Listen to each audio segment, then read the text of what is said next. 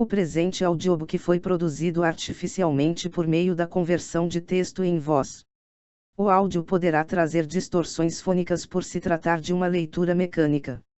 A obra A Paz Perpétua, de Immanuel Kant, é livre de direitos autorais. Qualquer possível infração de texto, entre em contato prontamente. Participe do clube de leitura. Para mais informações, acesse o site www.domleon.com.br. Se possível, se inscreva no canal e compartilhe. A Paz Perpétua. Um projeto filosófico. De Immanuel Kant. Introdução. Pode deixar-se em suspenso se esta inscrição satírica na tabuleta de uma pousada holandesa, em que estava pintado um cemitério, interessa em geral aos homens, ou em particular aos chefes de Estado que nunca chegam a saciar-se da guerra, ou tão só aos filósofos que se entregam a esse doce sonho. Mas o autor do presente ensaio estipula o seguinte: visto que o político prático está em bons termos com o teórico e com grande autocomplacência o olha de cima como a um sábio acadêmico,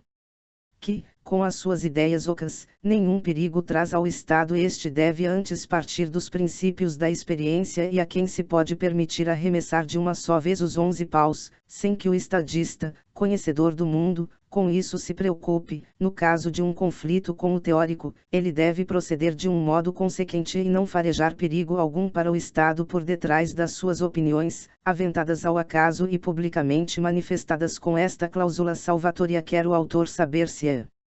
salvo expressamente e da melhor forma contra toda a interpretação maliciosa. Primeira secção, que contém os artigos preliminares. Para a paz perpétua entre os Estados. Não deve considerar-se como válido nenhum tratado de paz que se tenha feito com a reserva secreta de elementos para uma guerra futura.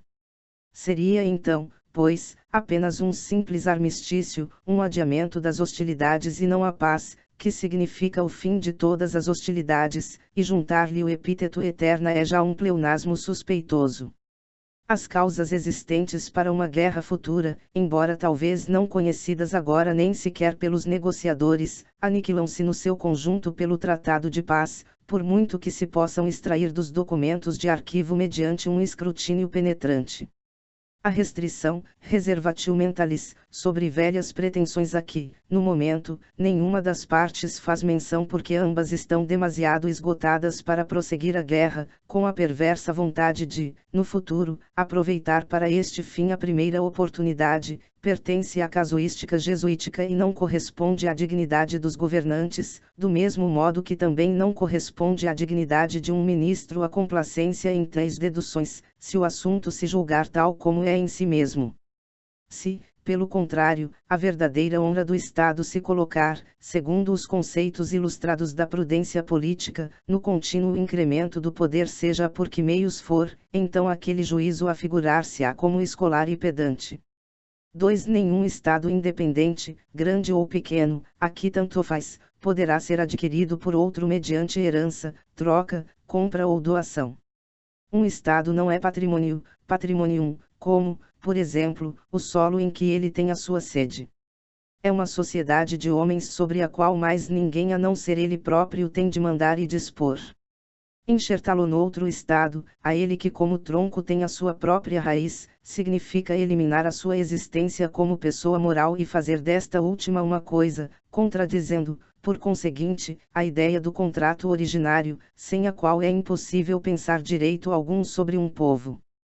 Todos sabem a que perigo induziu a Europa até aos tempos mais recentes o preconceito deste modo de aquisição, pois as outras partes do mundo jamais o conheceram, isto é, de os próprios Estados poderem entre si contrair matrimônio. Este modo de aquisição é, em parte, um novo gênero de artifício para se tomar muito poderoso mediante alianças de família sem dispêndio de forças e, em parte também, serve para assim ampliar as possessões territoriais.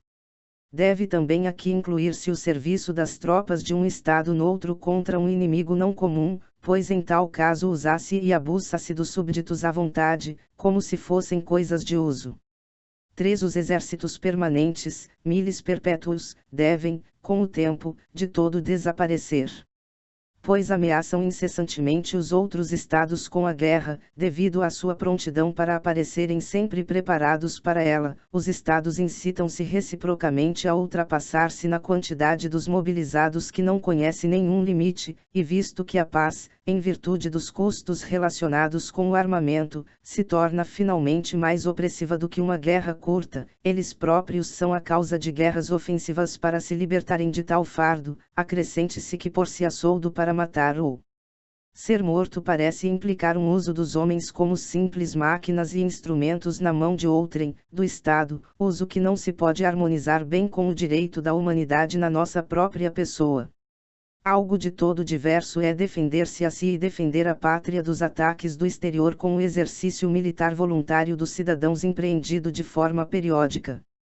O mesmo se passaria com a acumulação de um tesouro, considerado pelos outros estados como uma ameaça de guerra, forçá-lo-se-á a um ataque antecipado, se a tal não se opusesse à dificuldade de calcular a sua grandeza, pois dos três poderes, o militar, o das alianças e o do dinheiro, este último poderia de certo ser o mais seguro instrumento de guerra. 4. Não se devem emitir dívidas públicas em relação aos assuntos de política exterior. Para fomentar a economia de um país, melhoria dos caminhos, novas colonizações, criação de depósitos para os anos maus de fornecimentos, etc., fora ou dentro do Estado, esta fonte de financiamento não levanta suspeitas. Mas um sistema de crédito, como aparelho de oposição das potências entre si, é um sistema que cresce ilimitadamente, é sempre um poder financeiro perigoso para a reclamação presente, porque certamente nem todos os credores o farão ao mesmo tempo. Das dívidas garantidas a engenhosa invenção de um povo de comerciantes neste século, ou seja, é um tesouro para a guerra, que supera os tesouros de todos os outros estados tomados em conjunto e que só se pode esgotar pela iminente queda dos impostos. Que, no entanto, se manterão ainda durante muito tempo, graças à revitalização do comércio por meio da retroação deste sobre a indústria e a riqueza. Esta facilidade para fazer a guerra, unida à tendência dos detentores do poder que parece ser congênita à natureza humana, é, pois, um grande obstáculo para a paz perpétua. Para o debelar, deveria, com maior razão, haver um artigo preliminar porque, no fim, a inevitável bancarrota do Estado envolverá vários outros Estados sem culpa, o que seria uma lesão pública destes últimos.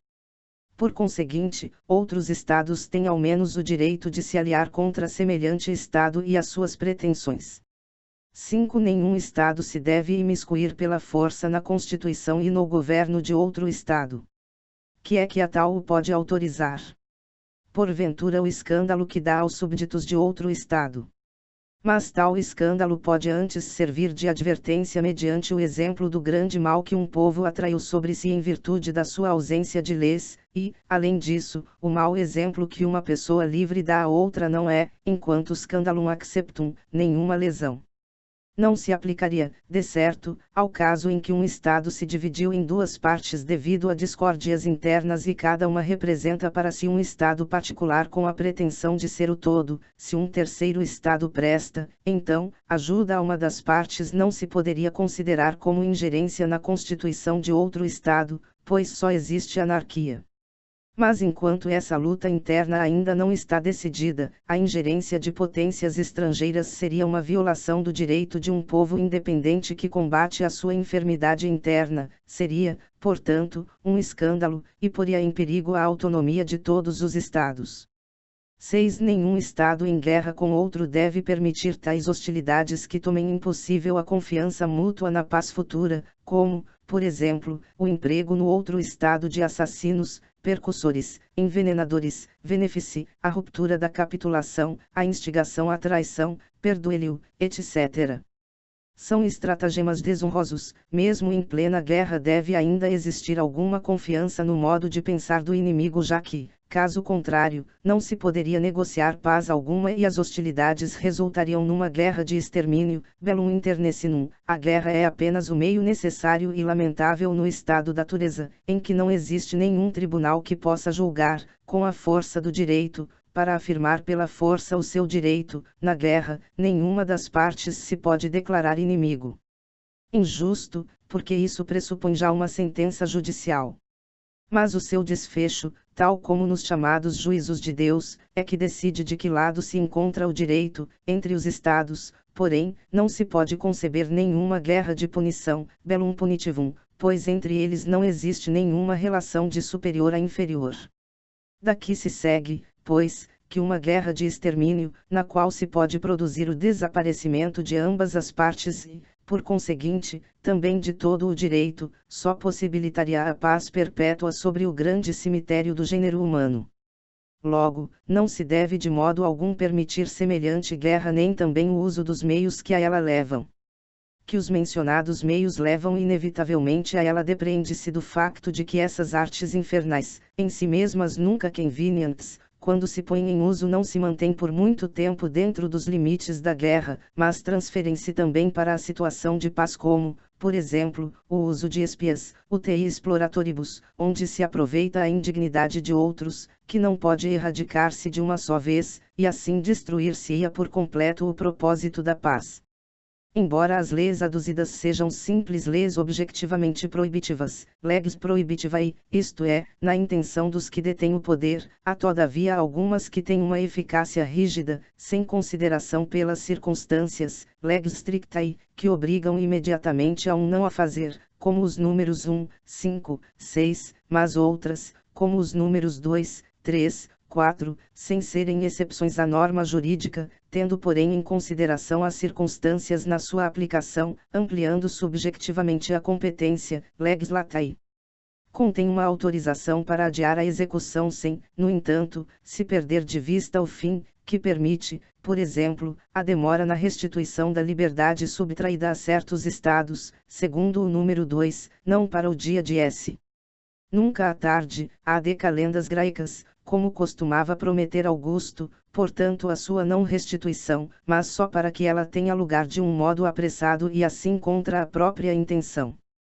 Pois a proibição afeta aqui apenas o modo de aquisição, o qual não deve valer para o futuro, mas não a possessão que, embora desprovida do título jurídico requerido, foi todavia considerada por todos os estados no seu tempo, da aquisição putativa, como conforme ao direito, segundo a opinião pública da altura. Segunda secção. Que contém os artigos definitivos. Para a paz perpétua entre os estados. O estado de paz entre os homens que vivem juntos não é um estado de natureza, status naturalis, o qual é antes um estado de guerra, isto é, um estado em que, embora não exista sempre uma explosão das hostilidades, há sempre todavia uma ameaça constante. Deve, pois, instaurar-se o estado de paz. A omissão de hostilidades não é ainda a garantia de paz e, se um vizinho não proporcionar segurança a outro, o que só pode acontecer num estado legal, cada um pode considerar como inimigo a quem lhe exigiu tal segurança. Primeiro artigo definitivo para a paz perpétua. A Constituição Civil em cada estado deve ser republicana. A Constituição fundada, primeiro, segundo os princípios da liberdade dos membros de uma sociedade, enquanto homens, em segundo lugar, em conformidade com os princípios da dependência de todos em relação a uma única legislação comum, enquanto súbditos, e, em terceiro lugar, segundo a lei da igualdade dos mesmos, enquanto cidadãos, é a única que deriva da ideia do contrato originário, em que se deve fundar toda a legislação jurídica de um povo é a Constituição Republicana 4.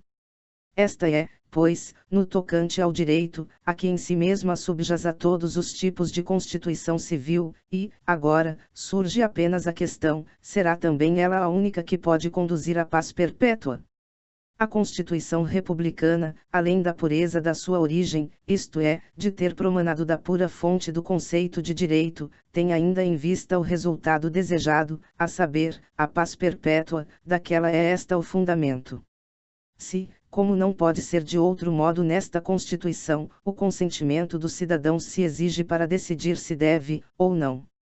haver guerra, então nada é mais natural do que deliberar muito em começar em um jogo tão maligno, pois tem de decidir para si próprios todos os sofrimentos da guerra, como combater, custear as despesas da guerra com o seu próprio patrimônio, reconstruir penosamente a devastação que ela deixa atrás de si e, por fim e para cúmulo dos males, tomar sobre si o peso das dívidas que nunca acaba, em virtude de novas e próximas guerras, e toma amarga a paz.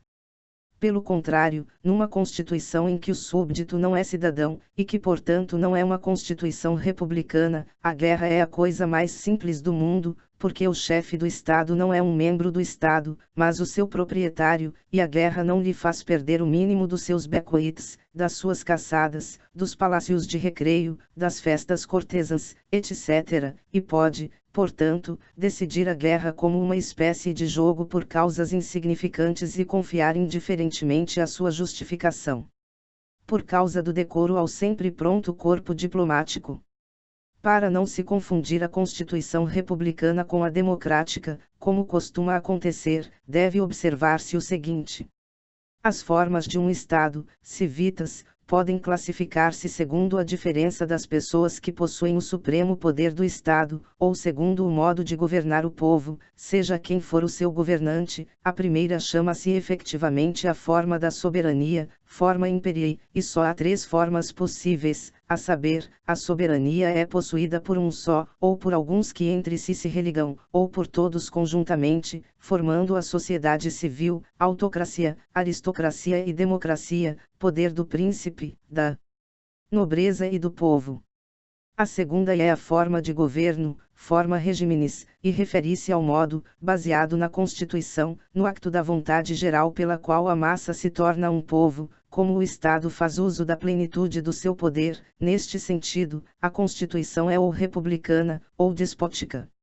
O republicanismo é o princípio político da separação entre o poder executivo, governo, e o legislativo. O despotismo é o princípio da execução arbitrária pelo Estado de leis que ele a si mesmo deu, portanto a vontade pública é manejada pelo governante como sua vontade privada. Das três formas de Estado, a democracia é, no sentido próprio da palavra, necessariamente um despotismo, porque funda um poder executivo em que todos decidem sobre e, em todo o caso, também contra um, que, por conseguinte, não dá o seu consentimento. Portanto todos, sem no entanto serem todos, decidem o que é uma contradição da vontade geral consigo mesma e com a liberdade. Toda a forma de governo que não seja representativa é, em termos estritos, uma não-forma, porque o legislador não pode ser ao mesmo tempo executor da sua vontade numa e mesma pessoa, como também a universal da premissa maior num silogismo não pode ser ao mesmo tempo a subsunção do particular na premissa menor, e, embora as duas outras constituições políticas sejam sempre defeituosas porque proporcionam espaço a um tal modo de governo, é nelas ao menos possível que adoptem um modo de governo conforme com o espírito de um sistema representativo como, por exemplo, Frederico II ao dizer que ele era apenas o primeiro servidor do Estado, ao passo que a Constituição democrática torna isso impossível porque todos querem ser soberano. Pode, pois, dizer-se, quanto mais reduzido é o pessoal do poder estatal, o número de dirigentes, tanto maior é a representação dos mesmos, tanto mais a Constituição política se harmoniza com a possibilidade do republicanismo e pode esperar que, por fim, a ele chegue mediante reformas graduais. Por tal razão, chegar a esta única Constituição plenamente jurídica é mais difícil na aristocracia do que na monarquia e é impossível na democracia, a não ser mediante uma revolução violenta. Mas ao povo interessa mais, sem comparação, o modo de governo do que a forma de Estado, embora tenha também muita importância a sua maior ou menor adequação àquele fim. Ao modo de governo que deve ser conforme a ideia de direito pertence o sistema representativo, o único em que é possível um modo de governo republicano e sem o qual todo o governo é despótico e violento, seja qual for a sua constituição. Nenhuma das denominadas repúblicas antigas conheceu este sistema e tiveram, de facto, de se dissolver no despotismo que, sob o poder supremo de um só, é ainda o mais suportável de todos os despotismos. Segundo artigo definitivo para a paz perpétua. O direito das gentes deve fundar-se numa federação de Estados livres. Os povos, enquanto Estados, podem considerar-se como homens singulares que, no seu estado de natureza, isto é, na independência de leis externas, se prejudicam uns aos outros já pela sua simples coexistência e cada um, em vista da sua segurança, pode e deve exigir do outro que entre com ele numa constituição semelhante à Constituição Civil, na qual se possa garantir a cada um o seu direito. Isto seria uma federação de povos que, no entanto, não deveria ser um Estado de povos. Haveria aí uma contradição, porque todo o Estado implica a relação de um superior, legislador, com um inferior, o que obedece, a saber, o povo, e muitos povos num Estado viriam a constituir um só povo, o que contradiz o pressuposto. Temos de considerar aqui o direito dos povos nas suas relações recíprocas enquanto formam Estados diferentes, que não se devem fundir num só. Assim como olhamos com profundo desprezo o apego dos selvagens à sua liberdade sem lei, que prefere mais a luta contínua do que sujeitar-se a uma coerção legal por eles mesmos determinável, escolhendo antes a liberdade grotesca à racional, e consideramo-lo como barbárie, grosseria e degradação animal da humanidade, assim também deveria pensar-se os povos civilizados, cada qual reunido num Estado, teriam de se apressar a sair quanto antes de uma situação tão repreensível. Em vez disso, porém, cada Estado coloca antes a sua soberania, pois a soberania popular é uma expressão absurda, precisamente em não se sujeitar a nenhuma coação legal externa, e o fulgor do chefe de Estado consiste em ter à sua disposição muitos milhares que, sem ele próprio se pôr em perigo, se deixam sacrificar por uma coisa que em nada lhes diz respeito, e a diferença entre os selvagens europeus e os americanos consiste essencialmente nisto: muitas tribos americanas foram totalmente comidas pelos seus inimigos, ao passo que os europeus sabem aproveitar melhor os seus vencidos do que comendo-os, aumentam antes o número dos seus súbditos, por conseguinte, também a quantidade dos instrumentos para guerras ainda mais vastas. Tendo em conta a maldade da natureza humana, que se pode ver às claras na livre relação dos povos, ao passo que no Estado legal civil se oculta através da coação do governo, é, sem dúvida, de admirar que a palavra direito não tenha ainda podido ser expulsa da política da guerra como pedante, e que nenhum Estado tenha ainda ousado manifestar-se publicamente a favor desta última opinião, pois persiste-se ainda a citar candidamente Hugo Grotius, Pufendorf, Vattel e outros, incômodos consoladores. Apenas. Embora o seu código elaborado filosófica ou diplomaticamente não tenha a mínima força legal nem a possa também ter, pois os Estados enquanto tais não estão sob nenhuma coação exterior comum, para a justificação de um ataque bélico, sem que exista um exemplo de que alguma vez um Estado tenha abandonado os seus propósitos em virtude dos argumentos reforçados com os testemunhos de tão importantes homens, esta homenagem que todos os Estados prestam ao conceito de direito, pelo menos, de palavra,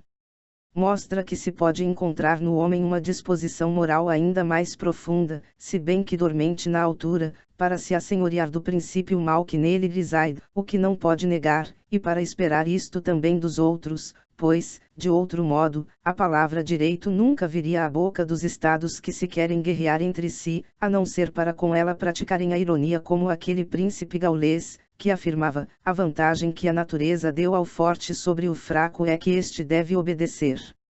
aquele. Visto que o modo como os Estados perseguem o seu direito nunca pode ser, como num tribunal externo, o processo, mas apenas a guerra, e porque o direito não se pode decidir por meio dela nem pelo seu resultado favorável, a vitória, e dado que pelo Tratado de Paz se põe fim a uma guerra determinada, mas não ao estado de guerra, possibilidade de encontrar um novo pretexto para a guerra, a qual também não se pode declarar como justa, porque em tal situação cada um é juiz dos seus próprios assuntos. Uma vez que não pode ter vigência para os Estados, segundo o direito das gentes, o que vale para o homem no Estado desprovido de leis, segundo o direito natural dever sair de tal situação, porque possuem já, como Estados, uma constituição interna jurídica e estão, portanto, subtraídos à coação dos outros para que se submetam a uma constituição legal ampliada em conformidade com os seus conceitos jurídicos, e visto que a razão, do trono do máximo poder legislativo moral, condena a guerra como via jurídica e faz, em contrapartida, do estado de paz um dever imediato, o qual não pode todavia estabelecer-se ou garantir-se sem um pacto entre os povos, tem, pois, de existir uma federação de tipo especial, a que se pode dar o nome de Federação da Paz, Foedus Pacificum, que se distinguiria do Pacto de Paz, Pactum Pacis, uma vez que este tentaria acabar com uma guerra, ao passo que aquele procuraria pôr fim a todas as guerras e para sempre.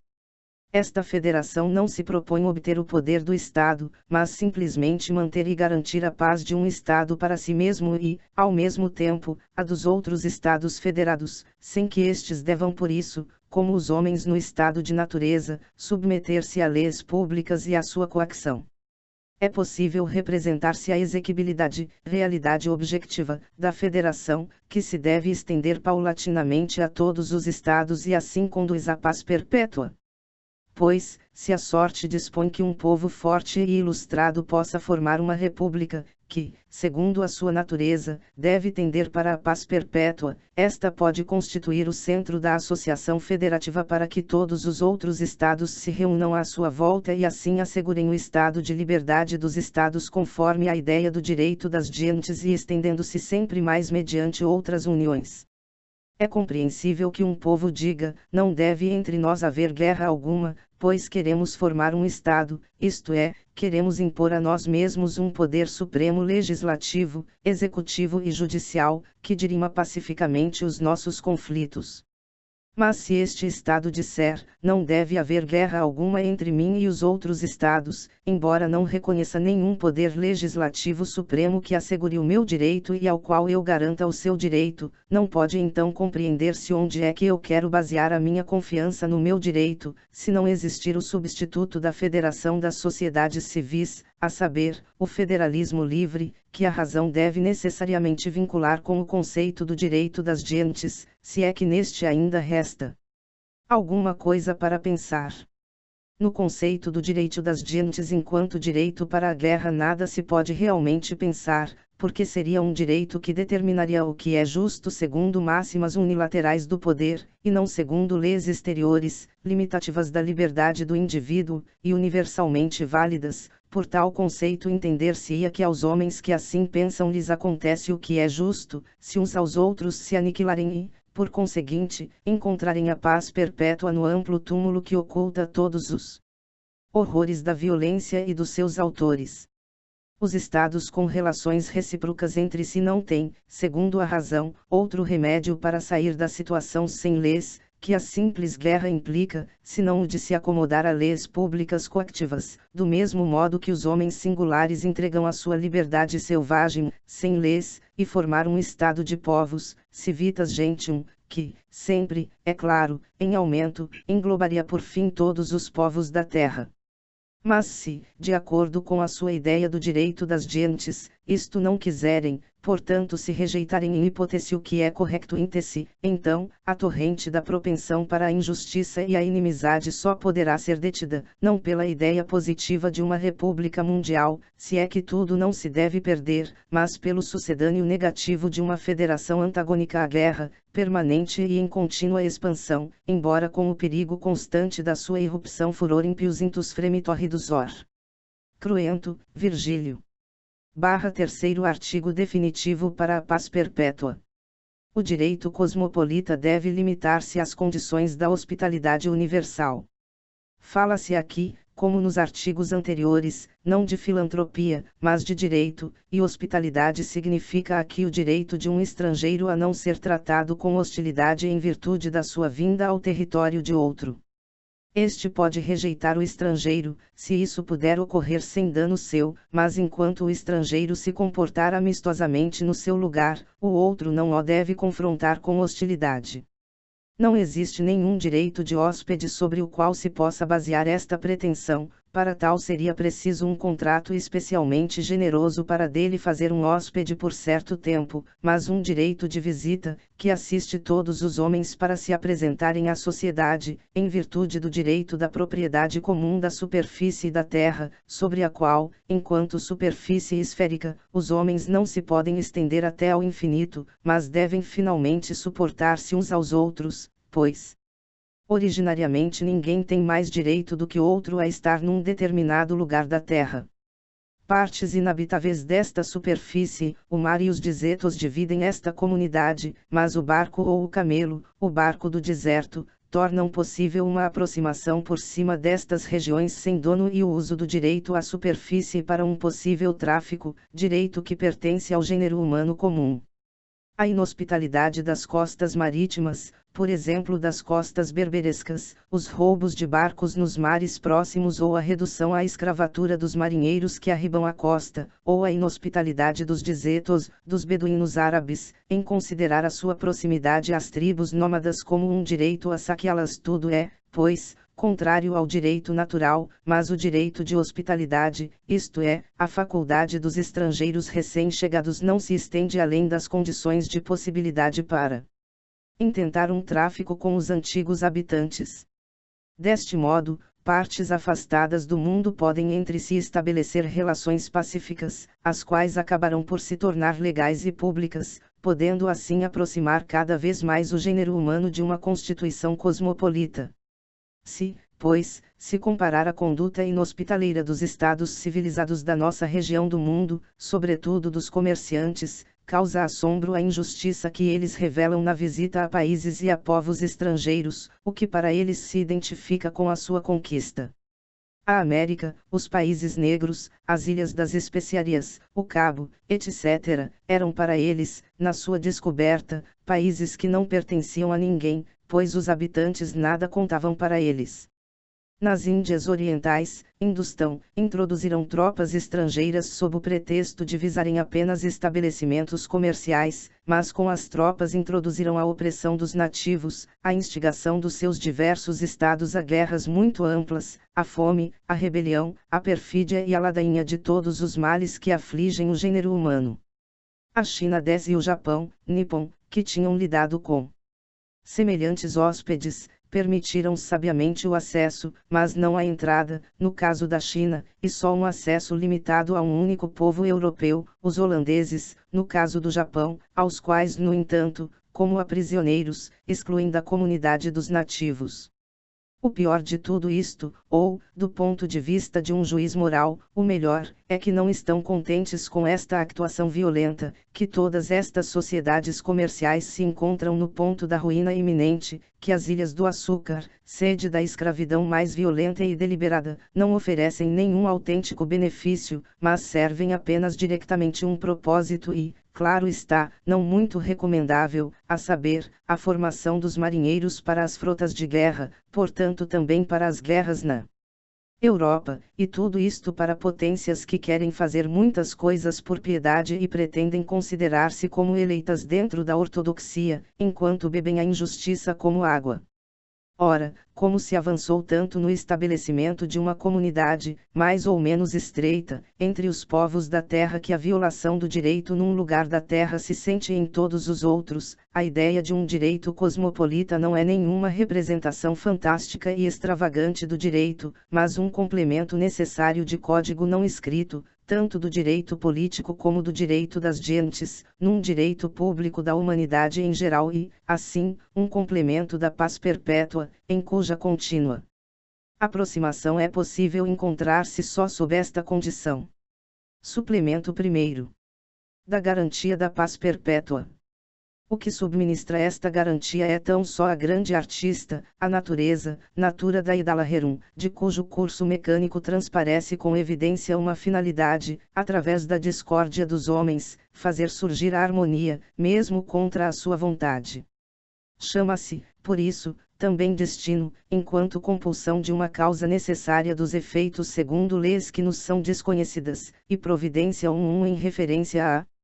11 no mecanismo da natureza, a que o homem, como ser sensível, pertence, manifesta-se uma forma que já subjaz à sua existência e que não podemos conceber de nenhum outro modo a não ser supondo-lhe um fim de um autor do mundo, que a predetermina. A esta determinação prévia chamamos providência divina, em geral, enquanto está no começo do mundo, damos-lhe o nome de providência fundadora providentia conditrix, semel ilcit, semper perent, ordenou uma só vez, obedecem sempre, Agostinho, mas Enquanto conserva o curso da natureza, segundo leis universais de finalidade, damos-lhe o nome de providência governante, providentia gubernatrix, em relação aos fins particulares, mas não previsíveis pelo homem e só cognoscíveis a partir do resultado, chamamos-lhe providência directora, providentia directrix, e, por último, em relação a alguns acontecimentos singulares, enquanto fins divinos, não a chamamos providência, mas disposição, direction extraordinária. Seria, porém, presunção louca do homem querer conhecê-la como tal, na realidade, refere-se a milagres, embora tais acontecimentos não se denominem assim, pois inferir de um acontecimento singular um princípio particular da causa eficiente, que este conhecimento seja um fim e não uma simples consequência marginal do mecanismo natural a partir de um outro fim que nos é totalmente desconhecido, é um disparate e uma arrogância total, por piedosa e humilde que a este respeito a linguagem ressoe. Igualmente, a divisão à providência, considerada materialiter, em universal e particular, segundo os objetos do mundo a que se refere, é falsa e contraditória em si mesma, porque cuida, por exemplo, da conservação das espécies de criaturas e abandona os indivíduos ao acaso, chama-se, pois, precisamente universal segundo o ponto de vista de que nenhuma coisa singular dela fica excluída. Provavelmente, finalidade que existe no curso do mundo, enquanto sabedoria profunda de uma causa mais elevada que tem em vista o fim último objetivo do gênero humano e predetermina o devir do mundo, causa essa que não podemos realmente reconhecer nos artifícios da natureza nem sequer inferir a partir deles, mas, como em toda a relação da forma das coisas com os fins em geral, só podemos e devemos pensar, para assim formarmos para nós um conceito da sua possibilidade, segundo a analogia da arte humana, a relação e a consonância desta causa com o fim que a razão nos prescreve imediatamente. O fim moral é representar para si uma ideia que é, sem dúvida, arrebatada no propósito teórico, está no entanto bem fundada no plano dogmático e, segundo a sua realidade, no propósito prático, por exemplo, utilizar o mecanismo da natureza em relação com o conceito de dever da paz perpétua. O uso da palavra natureza, visto que aqui se trata apenas de teoria, e não de religião, é também mais apropriado para os limites da razão humana, que se deve manter, no tocante à relação dos efeitos com as suas causas, nos confins da experiência possível, e mais modesto do que a expressão de uma providência para nós cognoscível, expressão com a qual alguém presunçosamente para si prepara as asas de Ícaro, a fim de se aproximar do mistério do seu desígnio imperscrutável. Ora, antes de determinarmos com maior precisão esta garantia, será preciso examinar o estado que a natureza organizou para as pessoas que agem no seu grande cenário, estado que toma necessário, em último termo, a garantia da paz, e em seguida examinar, primeiro, o modo como ela subministra esta garantia.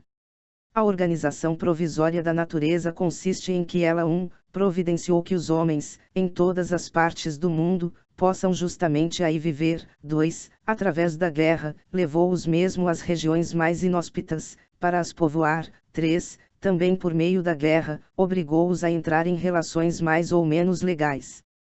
É digno de admiração que nos frios desertos, junto do oceano glacial, cresça apesar de tudo o musgo, que a rena busca debaixo da neve para ela própria ser a alimentação ou também o veículo do ostiaco ou samoedo, ou é também digno de admiração que os desertos de areia contêm ainda com o camelo, que parece ter sido criado para a sua travessia, para os não deixar inutilizados.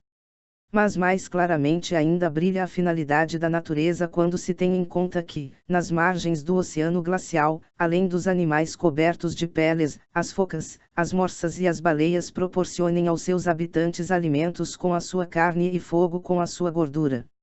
A previsão da natureza suscita, porém, a máxima admiração em virtude da madeira que ela arrasta flutuando até estas regiões sem flora, sem que se saiba ao certo de onde vem. Sem tal material, eles não poderiam construir os seus veículos de transporte, nem as suas armas ou as suas cabanas, têm assim já bastante que fazer com a luta contra os animais, para viverem em paz entre si. Mas o que os levou até ali provavelmente não foi outra coisa senão a guerra. O primeiro instrumento de guerra que, entre todos os animais, o homem aprendeu a domar e a domesticar, na época do povoamento da terra, foi o cavalo, pois o elefante pertence a uma época posterior, a saber, a época do luxo de estados já estabelecidos, a arte de cultivar certas classes de ervas, chamadas cereais, cuja primitiva natureza já não conhecemos, e igualmente a reprodução e o melhoramento das variedades de frutas mediante transplante e enxerto, na Europa, talvez só de dois gêneros, da macieira e da pereira, só podiam aparecer em estados já estabelecidos, onde existisse uma propriedade fundiária garantida, depois que os homens, anteriormente numa liberdade sem leis, foram compelidos da vida de caça, pesca e pastorícia para a agricultura e se descobriu o sal e o ferro, talvez os primeiros artigos mais amplamente procurados no tráfico comercial dos diferentes povos, graças ao qual estabeleceram entre si uma relação pacífica e entraram assim igualmente com os povos mais afastados numa relação de compreensão, de comunidade e de paz. Visto que a natureza providenciou que os homens possam viver sobre a terra, quis igualmente e de modo despótico que eles tenham de viver, inclusive contra a sua inclinação, e sem que este dever pressuponha ao mesmo tempo um conceito de dever que a vincule mediante uma lei moral, a natureza escolheu a guerra para obter este fim. Vemos, por um lado, povos que manifestam na unidade da sua língua a unidade da sua origem, como os samoiedos no Oceano Glacial, e vemos, por outro, um povo com uma língua semelhante nas montanhas de Altai, separados entre si por 200 milhas, entre eles intrometeu-se pela força um outro povo, o mongol, povo de Genetice, portanto guerreiro, e dispersou assim uma parte daquela raça para longe desta, para as inóspitas regiões geladas, para onde certamente não se teriam estendido por inclinação própria. O mesmo se passa com os finlandeses na região setentrional da Europa, os chamados lapões, agora tão afastados dos húngaros, mas com eles aparentados pela língua, separados entretanto pela irrupção dos povos góticos e sármatas, e que outra coisa pode ter impelido os esquimós, talvez os aventureiros europeus mais antigos, uma raça inteiramente diversa de todas as americanas, para o norte, e os fueguinos, no sul da América, para a terra do fogo senão a guerra, de que a natureza se serve como de um meio para povoar a terra. Mas a guerra não precisa de um motivo particular, pois parece estar enxertada na natureza humana e, aparentemente, impõe-se até como algo de nobre, a que o homem é incitado pelo impulso da honra sem motivos egoístas, pelo que a coragem guerreira se considera como dotada de um grande valor imediato, tanto pelos selvagens americanos como pelos europeus, na época da cavalaria, não só quando há guerra, o que é sensato, mas também se considera de grande valor que haja guerra e, com frequência, esta iniciou-se para simplesmente mostrar aquela coragem, por isso, põe-se na guerra em si mesma uma dignidade intrínseca e de tal modo que alguns filósofos chegam a fazer-lhe um panegírico como se fora um enobrecimento da humanidade, esquecendo-se do mote daquele grego, a guerra é má, porque faz mais gente má do que a que leva. Até aqui a questão do que a natureza faz para o seu próprio fim, considerando o gênero humano como uma espécie animal. Surge agora a questão que concerne ao essencial do propósito da paz perpétua, o que a natureza faz neste desígnio em relação ao fim que a razão apresenta ao homem como dever, portanto para a promoção da sua intenção moral, e como a natureza fornece a garantia de que aquilo que o homem deveria fazer segundo as leis da liberdade, mas que não faz, fique assegurado de que o fará, sem que a coação da natureza cause dano a esta liberdade e, de certo, de harmonia com as três relações do direito público, o direito político, o direito das gentes e o direito cosmopolita.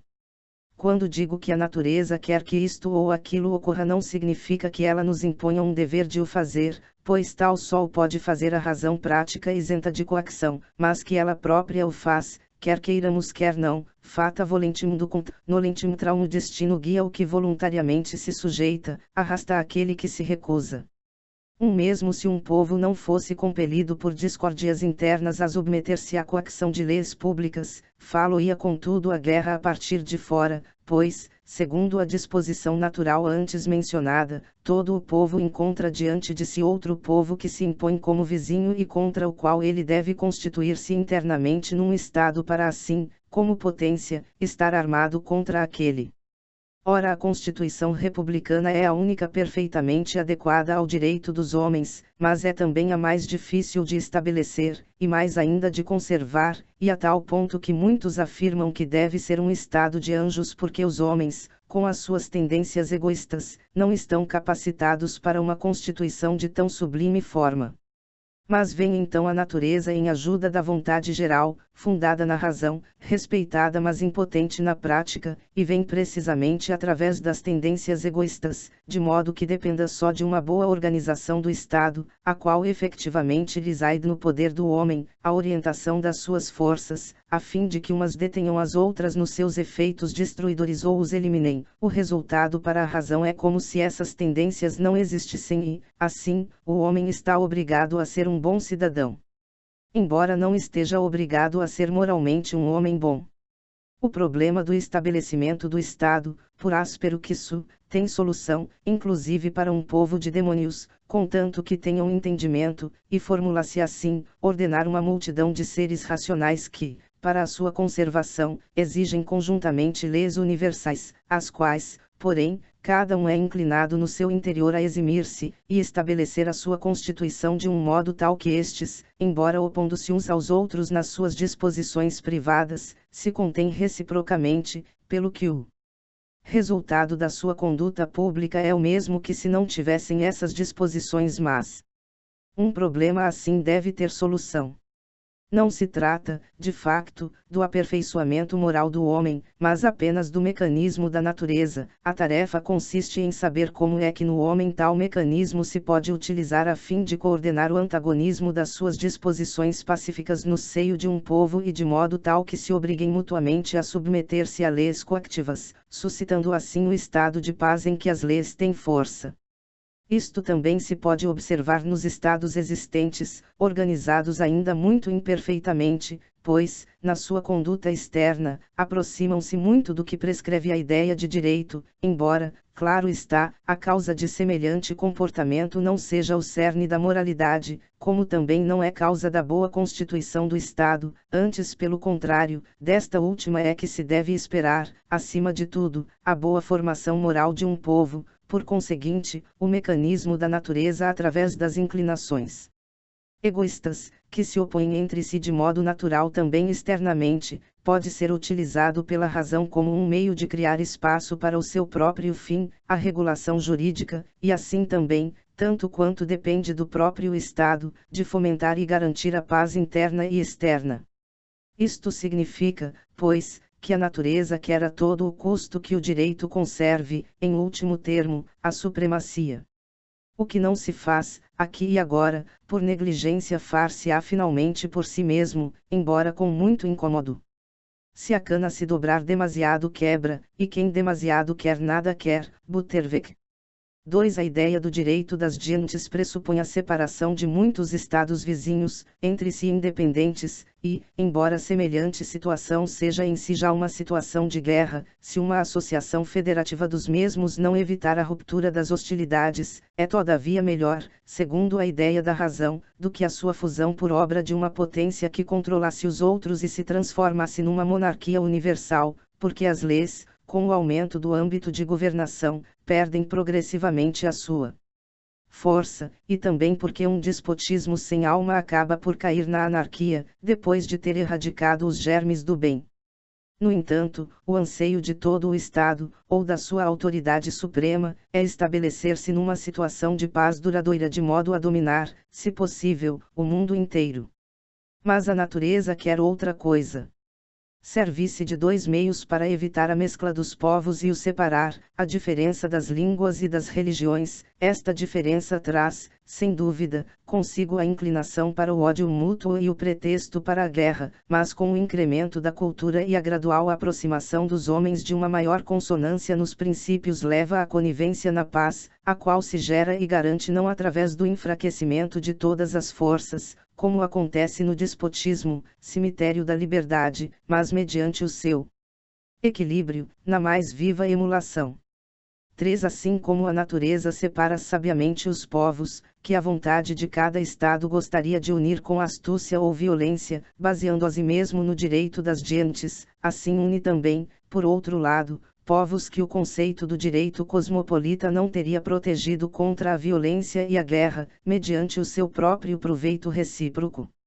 É o espírito comercial que não pode coexistir com a guerra e que, mais cedo ou mais tarde, se apodera de todos os povos. Porque entre todos os poderes, meios, subordinados ao poder do Estado, o poder do dinheiro é de certo o mais fiel, os Estados veem-se forçados, não certamente por motivos da moralidade, a fomentar a nobre paz e a afastar a guerra mediante negociações, sempre que ela ameaça rebentar em qualquer parte do mundo, como se estivessem por isso numa aliança estável, pois as grandes coligações para a guerra, por sua natureza própria, só muito raramente podem ocorrer e, ainda com muito menos frequência, ter êxito. Deste modo, a natureza garante a paz perpétua através do mecanismo das inclinações humanas, de certo com uma segurança que não é suficiente para vaticinar, teoricamente, o futuro, mas que chega, no entanto, no propósito prático, e transforma num dever o trabalhar em vista deste fim, não simplesmente quimérico. Suplemento 2º. Artigo secreto para a paz perpétua. Um artigo secreto nas negociações do direito público é objetivamente, isto é, considerado segundo o seu conteúdo, uma contradição, mas pode muito bem ter em si um segredo, subjetivamente, isto é, avaliado segundo a qualidade da pessoa que o dita, por esta achar inconveniente para a sua dignidade manifestar-se publicamente como seu autor. O único artigo desta espécie está contido na proposição: as máximas dos filósofos sobre as condições de possibilidade da paz pública devem ser tomadas em consideração pelos estados preparados para a guerra. Parece, porém, minimizar a autoridade legisladora de um Estado, ao qual naturalmente se deve atribuir a máxima sabedoria, procurar conselho nos seus súbditos, os filósofos, sobre os princípios do seu comportamento em relação aos outros Estados. No entanto, é muito aconselhável fazê-lo. O Estado convidará, pois, tacitamente os filósofos, fazendo disso, portanto, um segredo, o que significa tanto como deixá-los falar livre e publicamente sobre as máximas gerais da condução da guerra e do estabelecimento da paz, pois eles farão isso por si mesmos, sempre que não lhes for proibido, e a coincidência dos estados entre si acerca deste ponto não precisa também de nenhuma razão especial com este propósito, mas reside já na obrigação mediante a razão humana universal, moral e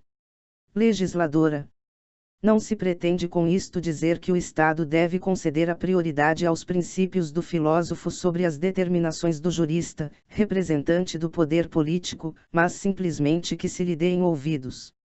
O jurista, que adotou como símbolo a balança do direito e também a espada da justiça, serve-se comumente desta última não só para apartar da balança toda a influência estranha, mas também para a pôr na balança, quando um dos pratos não se quer baixar, vai victizai dos vencidos. O jurista que não é ao mesmo tempo filósofo, mesmo segundo a moralidade, sente a tal respeito a maior tentação, porque é próprio do seu ofício aplicar apenas as leis existentes, mas não investigar se estas necessitam de um melhoramento, e considera como superior este nível da sua faculdade que, efectivamente, é inferior, por estar acompanhado do poder, como também acontece nos outros dois casos. O poder da filosofia está num nível muito inferior por baixo deste poder associado. Disse assim, por exemplo, que a filosofia é a serva da teologia, e o mesmo se afirma acerca das outras duas. Mas não se vê muito bem se ela vai à frente da sua digna senhora com a tocha, ou se segue atrás pegando na cauda. Não é de esperar nem também de desejar que os reis filosofem ou que os filósofos se tornem reis, porque a posse do poder prejudica inevitavelmente o livre juízo da razão. É imprescindível, porém, para ambos que os reis ou os povos soberanos, que se governam a si mesmos segundo as leis de igualdade, não deixem desaparecer ou emudecer a classe dos filósofos, mas os deixem falar publicamente para a elucidação dos seus assuntos, pois a classe dos filósofos, incapaz de formar bandos e alianças de clube pela sua própria natureza, não é suspeita da deformação de uma propaganda. Apêndice I. Sobre a discrepância entre a moral e a política. A respeito da paz perpétua. A moral é já em si mesma uma prática em sentido objetivo, como conjunto de leis incondicionalmente obrigatórias, segundo as quais devemos agir, e é uma incoerência manifesta, após se ter atribuído a autoridade a este conceito de dever, querer ainda dizer que não se pode cumprir.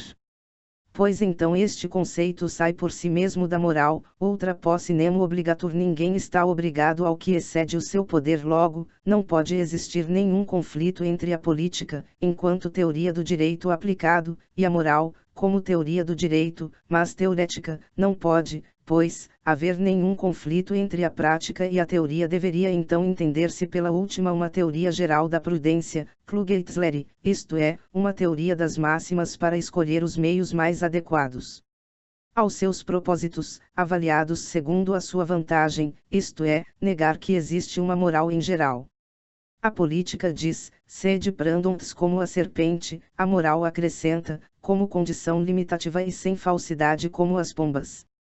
Se as duas coisas não podem coexistir num preceito, então há realmente um conflito entre a política e a moral, mas se ambas devem unir-se, então é absurdo o conceito do contrário e nem sequer se pode pôr como tarefa a questão de como eliminar semelhante conflito. Embora a proposição a honradez é a melhor política, contenha uma teoria que, infelizmente muitas vezes, a prática contradiz. A proposição, igualmente teórica, a honradez é melhor que toda a política, infinitamente acima de toda a objeção, é a condição ineludível da última. O Deus término da moral não recua perante Júpiter, o Deus término do poder, pois este encontra-se ainda sob o destino, isto é, a razão não está suficientemente elucidada para abarcar a série das causas antecedentes que, segundo o mecanismo da natureza, permitam com segurança anunciar previamente o resultado bom ou mau das ações e omissões dos homens, embora permitam aguardá-lo de harmonia com o desejo. Mas ilumina-nos em toda a parte com suficiente claridade para sabermos o que temos de fazer, a fim de permanecermos na senda do dever, segundo as regras da sabedoria, e alcançarmos o fim último. Ora, o prático, para quem a moral é simples teoria, funda a sua desconsolada negação da nossa benévola esperança, mesmo admitindo o dever e o poder, precisamente em que, a partir da natureza do homem, pretende ver com antecedência que este nunca quererá o que se exige para realizar o fim que leva à paz perpétua.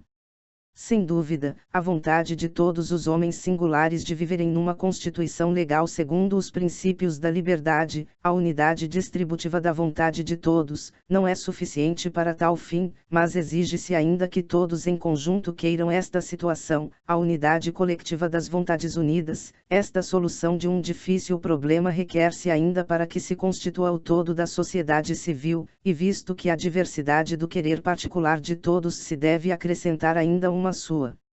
causa unificadora de modo a suscitar uma vontade comum, o que nenhum deles consegue, não se deve contar, na execução daquela ideia, na prática, com nenhum outro começo do Estado jurídico a não ser o começo pela força, sobre cuja coação se fundará ulteriormente o direito público, o que permite de certo esperar já antecipadamente grandes desvios daquela ideia, da teoria, na experiência real, em virtude de aqui pouco se poder ter em conta a disposição moral do legislador de deixar.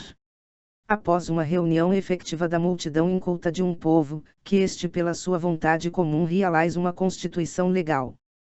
Quer isto então dizer, quem alguma vez tem nas mãos o poder não deixará que o povo lhe prescreva leis. Um Estado, uma vez senhor da situação de não se sujeitar a nenhuma lei exterior, não admitirá, no tocante ao modo como deve buscar o seu direito contra outros Estados, tornar-se dependente do seu tribunal, e mesmo uma parte do mundo, quando se sente superior a outra que, de resto, não se atravessa no seu caminho, não deixará sem uso o meio de fortalecer o seu poder, mediante a rapina ou até a dominação sobre a mesma, e assim se desvanecem então todos os planos da teoria acerca do direito público, do direito das gentes e do direito cosmopolita, em ideais impraticáveis e vazios. Em contrapartida, uma prática fundada em princípios empíricos da natureza humana, que não considera demasiado baixo tirar ensinamentos para as suas máximas do modo como as coisas ocorrem no mundo, é a única que poderia esperar encontrar um fundamento seguro para o seu edifício da prudência política. Certamente, quando não existe liberdade nem lei moral nela fundada, mas tudo o que acontece ou pode acontecer é simples mecanismo da natureza, então a política, enquanto arte de utilizar para o governo dos homens, constitui toda a sabedoria prática, e o conceito de direito é um pensamento sem conteúdo. Se, porém, se considerar inevitavelmente necessário associar tal pensamento à política, e mais ainda elevá-lo à condição limitante da última, deverá então admitir-se a possibilidade de unir as duas. Posso pensar, sem dúvida, um político moral, isto é, um homem que assume os princípios da prudência política de um modo tal que eles possam coexistir com a moral, mas não posso pensar um moralista político, que forja uma moral útil às conveniências do homem de Estado. O político moral formulará para si este princípio, se alguma vez na constituição de um Estado ou nas relações entre Estados se encontrarem defeitos que não foi possível impedir, é um dever, sobretudo para os chefes de Estado, ponderar como eles se poderiam, logo que possível, corrigir e coadunar-se com o direito natural, tal como ele se oferece aos nossos olhos como modelo na ideia da razão, mesmo que tenha de custar o sacrifício do amor próprio. Ora, visto que a ruptura de uma união estatal ou de uma coligação cosmopolita, antes de se dispor de uma constituição melhor que a substitua, é contrária a toda a prudência política conforme neste ponto com a moral, seria absurdo exigir que aquele defeito fosse erradicado imediatamente e com violência. O que se pode exigir ao detentor do poder é que, pelo menos, tenha presente no seu íntimo a máxima da necessidade de semelhante modificação para se manter numa constante aproximação ao fim, a melhor constituição segundo as leis jurídicas. Um Estado pode já também governar-se como uma república, embora ainda possua, segundo a Constituição vigente, um poder soberano despótico, até que o povo se torne progressivamente capaz de receber a influência da pura ideia da autoridade da lei, como se esta possuísse força física, e, por conseguinte, se encontre preparado para a si mesmo dar uma legislação própria, que originariamente se funda no direito. Se também pela violência de uma revolução, gerada por uma má constituição, se tivesse conseguido de um modo ilegítimo uma constituição mais conforme à lei, não se deveria já considerar lícito reconduzir o povo novamente à antiga constituição, embora durante a vigência desta quem tenha perturbado a ordem com violência ou astúcia ficasse justamente submetido às sanções do rebelde. Mas, no tocante às relações exteriores dos Estados, não se pode exigir a um Estado que tenha de renunciar à sua Constituição, ainda que despótica, que é, porém, a mais forte em relação aos inimigos exteriores, enquanto corre o perigo de ser imediatamente devorado por outros Estados. Por isso, com essa finalidade deve permitir-se também o adiamento da execução até melhor oportunidade. Pode, pois, acontecer sempre que os moralistas despóticos, que falham na execução, choquem de diferentes maneiras contra a prudência política, através de medidas tomadas ou recomendadas à pressa. Assim, nesta sua infração contra a natureza, a experiência é que os deve levar, a pouco e pouco, para uma senda melhor. Pelo contrário, os políticos moralizantes, mediante a desculpa de princípios políticos contrários ao direito sob o pretexto de uma natureza humana incapaz do bem, segundo a ideia que a razão lhe prescreve, tornam impossível, tanto quanto deles depende, o melhoramento e perpetuam a violação do direito. Em vez da prática, de que estes astutos políticos se ufanam, lidam com práticas, porque só pensam em adular o poder agora dominante, para não perderem a sua vantagem particular, abandonando o povo e, se possível, o mundo inteiro, à maneira de verdadeiros juristas quando sobem à política, juristas de ofício, não de legislação. Como não é negócio seu usar de subtilezas a propósito da legislação, mas aplicar os preceitos actuais do Landrecht, toda a Constituição legal agora existente e, se esta for modificada por uma instância superior, a que se segue deve para eles ser sempre a melhor, pois assim tudo se encontra na sua conveniente ordem mecânica. Mas se esta habilidade para se adaptar a todas as circunstâncias lhes inspirar a ilusão de também poderem julgar os princípios de uma constituição política em geral, segundo os conceitos do direito, portanto a priori, e não empiricamente, se assumirem ares de conhecer os homens, o que de certo é de esperar, pois tem de lidar com muitos, sem todavia conhecer o homem e o que dele se pode fazer, para isso exige-se o ponto de vista superior da observação antropológica, e munidos destes conceitos, se acercarem do direito político e do direito das gentes, tal como a razão o prescreve, só poderão então fazer essa transição com espírito de ticana, pois seguem o seu procedimento habitual, o de um mecanismo que atua segundo leis coactivas despoticamente dadas, mesmo onde os conceitos da razão querem apenas fundar a coacção legal segundo os princípios da liberdade, coacção por meio da qual apenas é possível uma constituição política conforme ao direito. Eis um problema que o pretenso prático, passando por alto aquela ideia, julga poder resolver empiricamente a partir da experiência do modo como foram instituídas as constituições vigentes até ao momento, na sua maior parte, porém, contrárias ao direito. As máximas de que se serve, embora, sem dúvida, não as formule em voz alta, desembocam, mais ou menos, nas seguintes máximas sofistas. 1 é face excus actua e justificat. Aproveita a ocasião favorável para arbitrariamente entrares na posse, ou de um direito do Estado sobre o seu povo ou sobre outro povo vizinho, a justificação será muito mais fácil e mais elegante depois do facto, e pode dissimular-se a violência, sobretudo no primeiro caso, em que o poder supremo no interior é também a autoridade legisladora a que se deve obedecer, sem usar de subtilezas a seu respeito, do que se antes se quisesse refletir sobre motivos convincentes e esperar ainda as objeções. Esta audácia confere mesmo uma certa aparência de convicção interior à legitimidade do acto e o Deus bonus eventus acontecimento favorável é, depois, o melhor advogado. 2 Se feciste nega se fizeste algo, nega o que tu próprio perpetraste, por exemplo, para levar o teu povo ao desespero e assim à revolta, nega que seja culpa tua, afirma, pelo contrário, que a culpa reside na obstinação do súbdito ou, se te apoderas de um povo vizinho, a culpa é da natureza do homem, o qual, se não se antecipa ao outro com violência, pode estar certo de que será este a antecipar-se-lhe e a submetê-lo ao seu poder. 3 Divide e impera cria divisões e vencerás. Isto é, se no teu povo existem certas personalidades privilegiadas que simplesmente te escolheram como seu chefe supremo, primus inter pares, desune-as e isola-as do povo, fica então ao lado deste último sob a falsa pretensão de maior liberdade e assim tudo dependerá da tua vontade absoluta ou, se se trata de estados exteriores, a criação da discórdia entre eles é um meio bastante seguro de os submeteres a ti um após outro, sob a aparência de apoiar o mais débil. Com estas máximas políticas ninguém de certo se engana, pois já são todas universalmente conhecidas, também não é o caso de delas se envergonhar, como se a injustiça brilhasse com demasiada evidência diante dos olhos.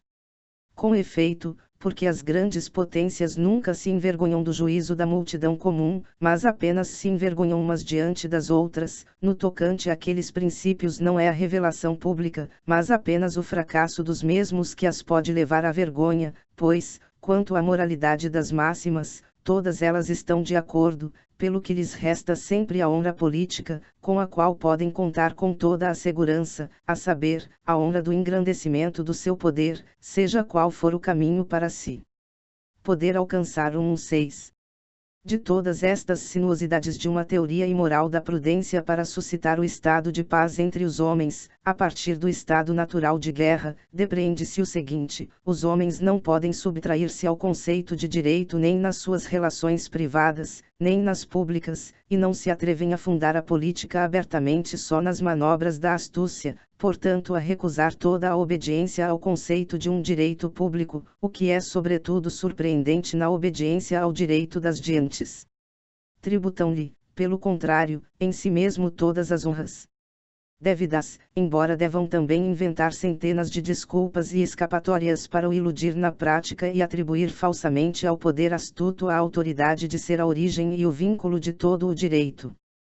Para pôr termo a esses sofismas, embora não há injustiça por meio deles dissimulada, e levar os falsos representantes dos poderosos da terra a confessar que não falam em prol do direito, mas da força, do qual tomam o tom como se eles próprios tivessem aqui algo que mandar, será bom revelar a ilusão com que alguém se engana a si e aos outros, descobrir e mostrar o supremo princípio, de que promana a intenção da paz perpétua, que todo o mal que se lhe atravessa no caminho provém de que o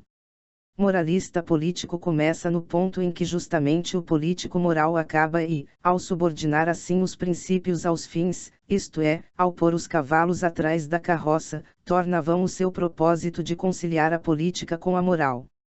Para harmonizar a filosofia prática consigo mesma é necessário, em primeiro lugar, resolver a questão de se, nos problemas da razão prática, se deve tomar como ponto de partida o princípio material dela, o fim, como objeto do arbítrio, ou antes o princípio formal, isto é, o princípio, fundado apenas sobre a liberdade na relação exterior, que diz, age de tal modo que possas querer que a tua máxima se torne uma lei universal, seja qual for o fim que ele queira.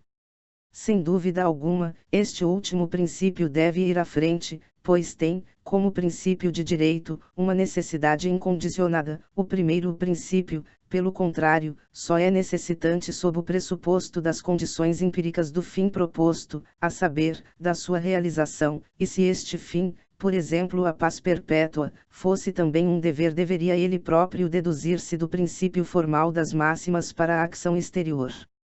Ora, o primeiro princípio, o do moralista político, o problema do direito político, do direito das gentes, do direito cosmopolita, é um simples problema técnico, problema technicum, ao passo que o segundo como princípio do político moralista, para o qual é um problema moral, problema marel, é diametralmente diverso do outro no procedimento para suscitar a paz perpétua, que se deseja agora não só como um bem físico, mas também como um estado nascido do reconhecimento do dever. Para a solução do primeiro, isto é, do problema da astúcia política, requer-se um grande conhecimento da natureza para utilizar o seu mecanismo a favor do fim pensado e, no entanto, todo este conhecimento é incerto quanto ao seu resultado, no tocante à paz perpétua, quer se tome ora uma ora outra das três divisões do direito público. É incerto se o povo no interior e, claro está, por muito tempo, se poderia manter melhor na obediência e, ao mesmo tempo, no florescimento pelo rigor ou graças ao chamariz da vaidade, ou pelo poder supremo de um único indivíduo, ou através da união de vários chefes, talvez também só mediante uma nobreza ou pelo poder do povo. Na história, há exemplos do contrário de todos os tipos de governo, exceto o republicano autêntico, que só pode ser pensado por um político moral. Mais incerto ainda é um direito das gentes presumivelmente erigido sobre estatutos de planos ministeriais, um direito que na realidade é apenas uma palavra sem conteúdo e se baseia em contratos que encerram, já no próprio acto da sua conclusão, a reserva secreta da sua transgressão. Pelo contrário, a solução do segundo problema, o da sabedoria política, impõe-se, por assim dizer, por si mesma, é clara para toda a gente e faz de todo o artifício uma vergonha e vai diretamente ao fim, recordando porém a prudência para não puxar o fim com violência e com precipitação, mas se aproximar dele incessantemente, segundo a característica das circunstâncias favoráveis. Significa isto então, aspirai, antes de mais, ao reino da razão pura prática e à sua justiça e o vosso fim, o benefício da paz perpétua, vos será dado por si mesmo. Pois a moral tem em si a peculiaridade, e de certo no tocante aos seus princípios do direito público, portanto em relação a uma política cognoscível a priori, de que quanto menos faz depender o comportamento acerca do fim proposto, da vantagem intentada, seja ela física ou moral, tanto mais com ele se torna em geral consonante. Isto sucede porque precisamente a vontade geral dada a priori, num povo ou na relação de vários povos entre si, a única que determina o que é de direito entre os homens, esta união da vontade de todos, porém, se proceder consequentemente na execução, também segundo o mecanismo da natureza pode ser ao mesmo tempo a causa capaz de produzir o efeito intentado e de pôr em prática o conceito do direito. Assim, Por exemplo, um princípio da política moral é que um povo se deve congregar num Estado segundo os conceitos exclusivos da liberdade e da igualdade, e este princípio não se funda na astúcia, mas no dever. Ora, por muito que os moralistas políticos possam entregar-se a subtilezas sobre o mecanismo natural de uma multidão humana que entra em sociedade, mecanismo que debilitaria aqueles princípios e frustraria a sua intenção, ou por muito que intentem demonstrar as suas afirmações mediante exemplos de constituições mal organizadas de tempos antigos e recentes, por exemplo de democracias sem sistema de representação, não merecem ser ouvidos, sobretudo porque uma tão perniciosa teoria produz justamente o mal que predaz. De facto, segundo tal teoria, o homem é lançado para a classe das restantes máquinas vivas, às quais se deixaria apenas ainda a consciência de não serem seres livres, a fim de se tornarem, segundo o seu próprio juízo, os mais miseráveis de todos os seres no universo. A frase, de certo algo retumbante, que se tornou proverbial mas verdadeira fiat justitia, periat mundus faça-se justiça, acabe o mundo pode assim traduzir-se, reina a justiça e pereçam todos os velhacos deste mundo, é um honesto princípio de direito que corta todos os caminhos sinuosos traçados pela insídia ou pela violência. Só que não se deve interpretar mal como uma autorização de usar o próprio direito com o máximo rigor, o que se oporia ao dever ético. O princípio deve entender-se como a obrigação dos detentores do poder de não recusar a ninguém o seu direito, nem de o restringir por antipatia ou compaixão por outra pessoa. Para isso, requer-se sobretudo uma constituição interna do Estado em conformidade com os puros princípios do direito e, em seguida, também a união dele com outros Estados vizinhos ou distantes, em vista de um ajustamento legal, análogo a um Estado universal, das suas discordâncias. Esta proposição quer apenas dizer que as máximas políticas não devem derivar do bem-estar ou da felicidade de cada Estado, aguardadas como consequência da sua aplicação, portanto não derivam do fim que cada Estado para si estabelece como objeto, do querer, como princípio supremo, mas empírico, da sabedoria política, mas do puro conceito do dever jurídico, da obrigação moral, cujo princípio a priori é dado pela razão pura, sejam quais forem as consequências físicas que se pretendam. O mundo de nenhum modo perecerá por haver menos homens maus. O mal moral tem a propriedade, inseparável da sua natureza, de se contradizer e se destruir nas suas intenções, sobretudo em relação aos que pensam da mesma maneira, e deixa assim lugar, embora mediante um lento progresso, ao princípio moral do bem. Objetivamente, na teoria, não há, pois, nenhum conflito entre a moral e a política.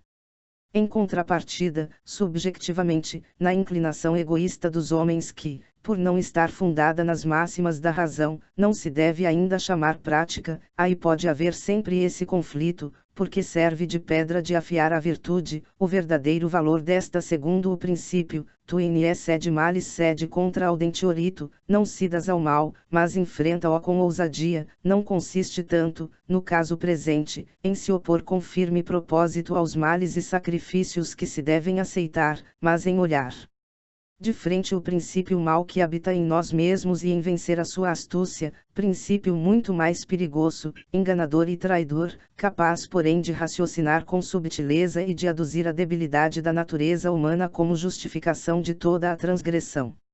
Na realidade, o moralista político pode dizer, o soberano e o povo, ou um povo e outro, não cometem injustiça entre si quando, pela violência ou mediante a astúcia, se guerreiam um ao outro, embora cometam, sem dúvida, uma injustiça quando negam todo o respeito ao conceito de direito, que é o único que poderia fundar a paz para sempre.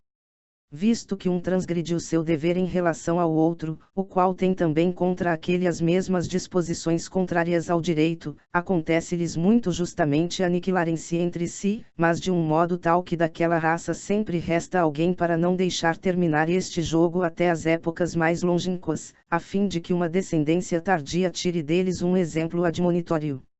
A providência está assim justificada no curso do mundo, pois o princípio moral nunca se extingue no homem, e a razão, capaz pragmaticamente de realizar as ideias jurídicas segundo aquele princípio, cresce continuamente em virtude do incessante aumento da cultura, mas com ela cresce também a culpa das transgressões.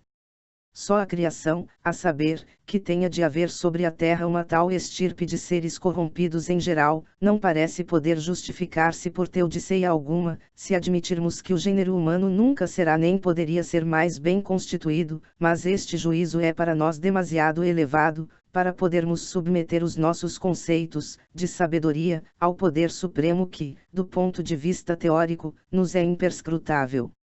Seremos inevitavelmente compelidos a essas consequências desesperadas, se não admitirmos que os princípios puros do direito têm realidade objetiva, isto é, podem levar-se a cabo, e, por conseguinte, com eles devem lidar também o povo no Estado e, além disso, os Estados uns em relação aos outros, seja qual for a objeção em contrário que a política empírica possa levantar. A verdadeira política não pode, pois, dar um passo sem antes ter rendido pleito à moral, e embora a política seja por si mesma uma arte difícil, não constitui todavia arte alguma a união da mesma com a moral, pois esta corta o nó que aquela não consegue desatar, quando entre ambas surgem discrepâncias.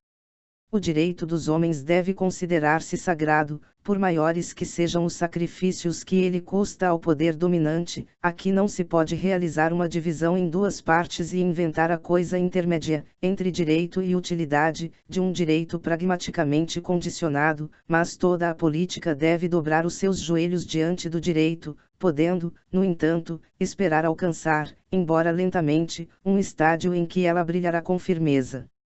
Apêndice segunda. Da harmonia da política com a moral.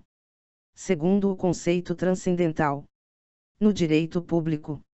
Se no direito público, como habitualmente o concebem os juristas, prescindo de toda a matéria, segundo as diferentes relações empiricamente dadas dos homens no Estado, ou também dos Estados entre si, ainda me resta a forma da publicidade, cuja possibilidade está contida em toda a pretensão jurídica, sem ela não haveria, pois, justiça alguma, que só se pode pensar como publicamente manifesta, por conseguinte, também não haveria nenhum direito, que só se outorga a partir da justiça. Toda a pretensão jurídica deve ter a possibilidade de ser publicada, por isso, a publicidade, já que é muito fácil julgar se ela ocorre num caso concreto, isto é, se lhe é possível, ou não, harmonizar-se com os princípios do agente, pode subministrar a priori na razão um critério oportuno e de fácil utilização, para conhecer imediatamente no último caso, por assim dizer mediante um experimento da razão pura, a falsidade, ilegalidade, da pretensão suposta, praetencio juris.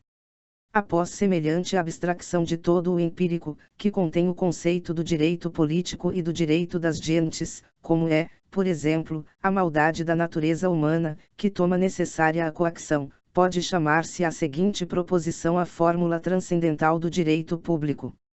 São injustas todas as ações que se referem ao direito de outros homens, cujas máximas se não harmonizem com a publicidade.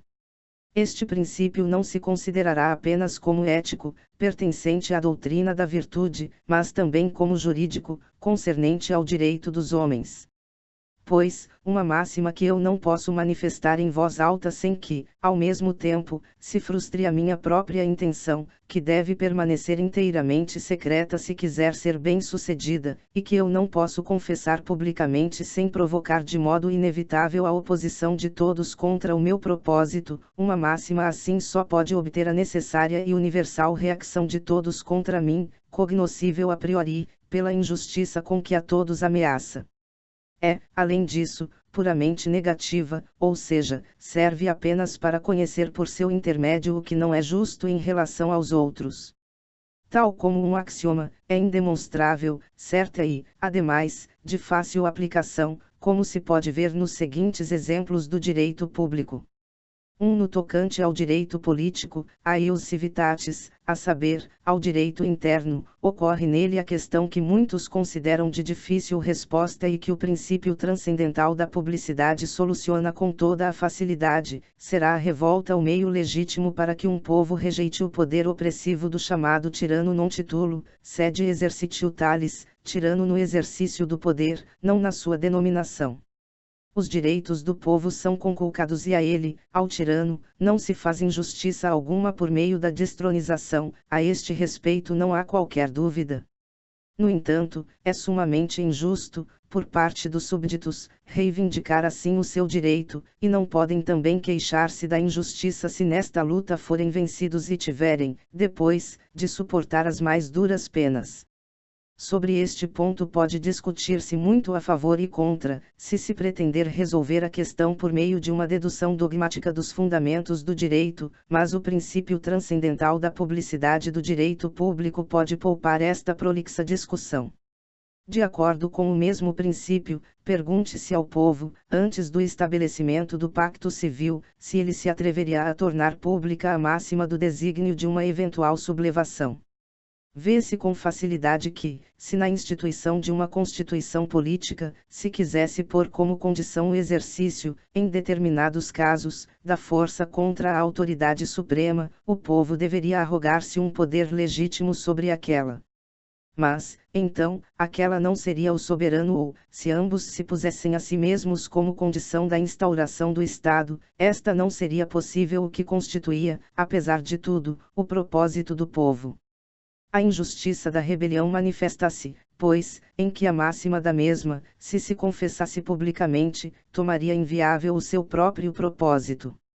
Haveria, então, que mantê-la necessariamente secreta. Mas não aconteceria forçosamente o mesmo por parte da autoridade suprema. Ela pode dizer livremente que castigará toda a revolução com a morte dos cabecilhas, embora estes continuem a crer que aquela transgredirá primeiro, por seu lado, a lei fundamental, pois, se é consciente de possuir o supremo poder irresistível, que se deve admitir em toda a Constituição Civil, porque aqui não tem poder bastante para, no seio de um povo, proteger uns perante os outros, também não tem o direito de sobre eles imperar, não deve preocupar-se de que a publicação das suas máximas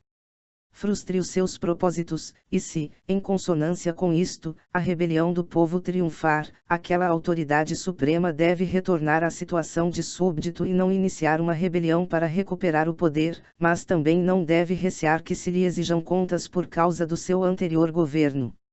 2. No tocante ao direito das gentes, só se pode falar do direito das gentes sob o pressuposto de alguma situação jurídica, isto é, uma condição externa sob a qual se possa atribuir realmente ao homem um direito, porque, enquanto direito público, implica a publicação de uma vontade geral que determina cada qual o que é seu, e estes status jurídicos deve promanar de algum contrato que não tem sequer de se fundar em leis coactivas, como aquele de que provém um Estado, mas pode ser, quando muito, o contrato de uma associação constantemente livre, como o caso acima citado da federação de vários Estados. Com efeito, sem um estado jurídico qualquer que associe ativamente as distintas pessoas, físicas ou morais, portanto em pleno estado de natureza, nada mais pode haver excepto um direito privado. Surge aqui também um conflito sobre a política e a moral, considerada como teoria do direito, em que o critério da publicidade das máximas encontra igualmente a sua fácil aplicação, só que o contrato une os Estados com o propósito de manterem a paz entre si e perante os outros, e não para fazerem conquistas. Eis agora os seguintes casos de antinomia entre a política e a moral, juntamente com a sua solução. A. Se um destes estados prometeu ao outro alguma coisa como ajuda, ou cedência de certos territórios, ou subsídios e coisas semelhantes, pergunta-se se, no caso em que está em jogo a salvação do Estado, ele se poderá desligar da palavra dada, por querer ser considerado como uma dupla pessoa, primeiro como soberano, já que não é responsável perante ninguém no seu Estado, e, em seguida, apenas como o supremo funcionário do Estado, que deve dar contas ao Estado, porque então se cancela a conclusão de que aquilo a que ele se vinculou na primeira qualidade não o obriga na qualidade de funcionário do Estado. Mas se um Estado, ou o seu chefe, manifestasse em voz alta esta sua máxima, todos os outros ou se desviariam dele ou se aliariam com outros para resistir às suas pretensões. Isto demonstra que a política com toda a sua astúcia deve sobre esta base, da publicidade, frustrar o seu propósito, portanto ir contra aquela máxima. B. Se uma potência vizinha, elevada a uma dimensão temível, potentia tremenda, suscitar preocupações, poderá pressupor-se que, justamente porque ela pode, também quererá oprimir, e dará isto aos menos poderosos o direito a um ataque, conjunto, dos mesmos, inclusive sem haver uma ofensa prévia. Um Estado que quisesse tornar pública a sua máxima em sentido afirmativo provocaria apenas o dano ainda de um modo mais certo e com maior rapidez. Pois a potência maior antecipar-se-ia à mais pequena e, no tocante à união desta última, isso é apenas um fraco caniço para quem sabe utilizar o divide e impera. Esta máxima de habilidade política tomada pública destrói, pois, necessariamente o seu próprio propósito, logo, é injusta. Se um Estado mais pequeno, em virtude da sua situação, separar a coesão de um maior que, no entanto, precisa daquele para a sua própria conservação, não terá este o direito de o submeter e anexar. Vê-se facilmente que o maior não deve deixar transparecer previamente semelhante máxima, pois que ou os estados mais pequenos depressa se uniriam, ou outras potências lutariam por semelhante presa, logo, a máxima torna-se inexequível em virtude da sua publicidade, sinal de que é injusta e de que também o pode ser em muito alto grau, pois um pequeno objeto da injustiça não impede que a injustiça aí manifestada seja muito grande. 3. Quanto ao direito cosmopolita, vou aqui passá-lo em silêncio, porque as suas máximas, em virtude da sua analogia com o direito das gentes, são fáceis de indicar e de apreciar. No princípio da incompatibilidade das máximas do direito das gentes com a publicidade, temos de certo uma boa indicação da falta de consonância entre a política e a moral, como teoria do direito. É preciso saber agora qual a condição sob a qual as suas máximas coincidem com o direito dos povos. Com efeito, não se pode concluir pela inversa, a saber, que as máximas que toleram a publicidade são por si mesmas justas, porque quem detém o supremo poder de decisão não precisa de ocultar as suas máximas. A condição de possibilidade de um direito das gentes enquanto tal é que exista previamente um estado jurídico. Sem este, de facto, não há direito público algum, mas todo o direito que se possa pensar fora daquele, no estado de natureza, é simples direito privado. Ora, vimos antes que uma federação de estados, cujo propósito é simplesmente evitar a guerra, constitui o único estado jurídico compatível com a sua liberdade. Por conseguinte, a consonância da política com a moral só é possível numa união federativa, que é igualmente necessária e está dada a priori, segundo os princípios do direito, e toda a prudência política tem como base jurídica a instauração dessa federação na sua máxima amplidão possível. Sem tal fim, toda a habilidade política é ignorância e injustiça velada. Esta pseudopolítica tem a sua própria casuística, a despeito da melhor escola jesuítica a reservatio mentalis, redigir os tratados públicos com expressões tais que se possam ocasionalmente interpretar como se quiser, por exemplo, a diferença entre status quo de fé e de droit, em vantagem própria, o probabilismo, atribuir subtilmente más intenções aos outros, ou converter a probabilidade de um possível desequilíbrio seu em fundamento jurídico para a submissão de outros estados pacíficos. Por fim, o peccatum philosophicum, peccatillum, bagatela considerar como uma bagatela facilmente perdoável a conquista de um estado pequeno, se por esse meio um estado muito maior for favorecido em vista de um pretenso mundo melhor. A ajuda para tal é proporcionada pela dupla atitude da política, em relação à moral, de utilizar um ou outro ramo seu para os seus propósitos. O amor aos homens e o respeito pelo direito dos homens são ambos deveres, mas aquele é um dever condicionado, em contrapartida, o segundo é um dever incondicionado, absolutamente imperativo, que quem quiser entregar-se ao suave sentimento da benevolência deve estar certo de o não ter transgredido.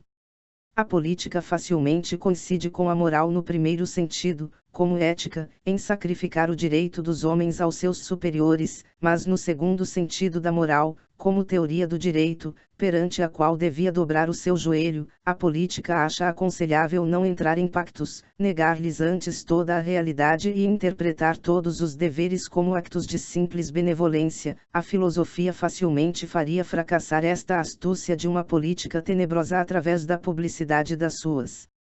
máximas, se ela ousasse apenas conceder ao filósofo a publicidade das suas. Proponho, com esta intenção, um outro princípio transcendental e positivo do direito público, cuja fórmula seria esta: todas as máximas que necessitam da publicidade, para não fracassarem no seu fim, concordam simultaneamente com o direito e com a política. Com efeito, se tão só pela publicidade elas podem alcançar o seu fim, devem então adequar-se ao fim universal do público, a felicidade, e a tarefa própria da política é a consonância com esse fim, fazer que o público esteja contente com a sua situação. Mas se este fim só pela publicidade, isto é, através da eliminação de toda a desconfiança quanto às máximas, se pode alcançar, então estas devem estar também em concordância com o direito do público, pois só no direito é possível a união dos fins de todos. O desenvolvimento e a explicação subsequentes deste princípio deixá-lo-ei para outra ocasião, digo apenas que é uma fórmula transcendental e que se deve depreender a partir da eliminação de todas as condições empíricas, da teoria da felicidade, enquanto matéria da lei, e partir da simples consideração da forma da legalidade em geral. Se existe um dever e, ao mesmo tempo, uma esperança fundada de tornar efetivo o estado de um direito público, ainda que apenas numa aproximação que progride até ao infinito, então a paz perpétua, que se segue aos até agora falsamente chamados tratados de paz, na realidade, armistícios, não é uma ideia vazia, mas uma tarefa que, a pouco e pouco resolvida, se aproxima constantemente do seu fim, pois é de esperar que os tempos em que se produzem semelhantes progressos se tornem cada vez mais curtos. O presente audiobook foi produzido artificialmente por meio da conversão de texto em voz. O áudio poderá trazer distorções fônicas por se tratar de uma leitura mecânica. A obra A Paz Perpétua, de Immanuel Kant é livre de direitos autorais, qualquer possível infração de texto entre em contato prontamente. Participe do clube de leitura. Para mais informações acesse o site www.domleon.com.br. Se possível, se inscreva no canal e compartilhe.